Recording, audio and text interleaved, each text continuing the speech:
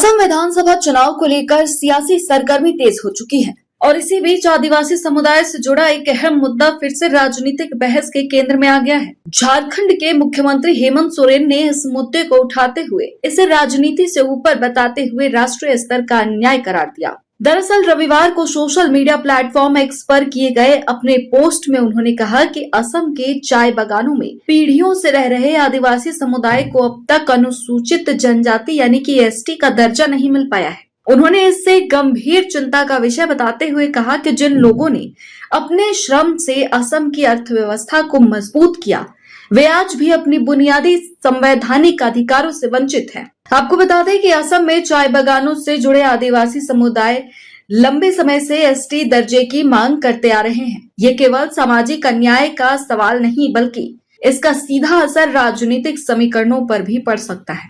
ST दर्जा मिलने से आरक्षण, सरकारी योजनाओं में हिस्सेदारी और राजनीतिक प्रतिनिधित्व पर बड़ा प्रभाव पड़ सकता है।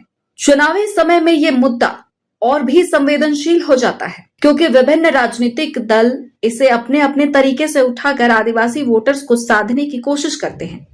हालांकि अब तक इस दिशा में कोई ठोस पहल नहीं की गई है। हेमंत सोरेन का यह बयान ऐसे वक्त में आया है जब असम में चुनावी गतिविधियां तेज हो चुकी है। इसे विपक्षी नैरेटिव को मजबूती देने की कोशिश के तौर पर भी देखा जा रहा है, जो केंद्र और राज्य सरकार पर दबाव बनाना चाहते हैं। उन्होंने साफ कहा कि जब तक इस समुदाय को उसका संवैधानिक अधिकार नहीं मिलेगा, तब तक लोकतंत्र अधूरा रहेगा। साथ ही केंद्र सरकार से इस दिशा में ठोस कदम उठाने की अपील भी की गई। इधर कल्पना सोरेन भी असम में लगातार सक्रिय नजर आ रही हैं।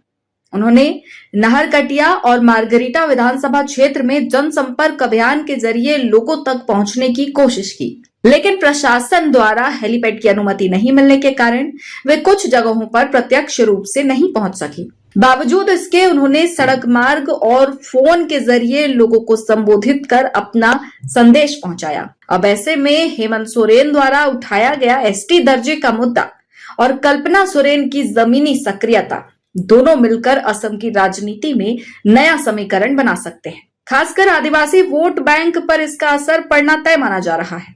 कुल मिलाकर असम में आदिवासी समुदाय का यह मुद्दा एक बार फिर चुनावी विमर्श के केंद्र में है। आने वाले समय में यह न केवल राजनीतिक दिशा तय कर सकता है, बल्कि चुनावी नतीजों पर भी सीधा असर डाल सकता है।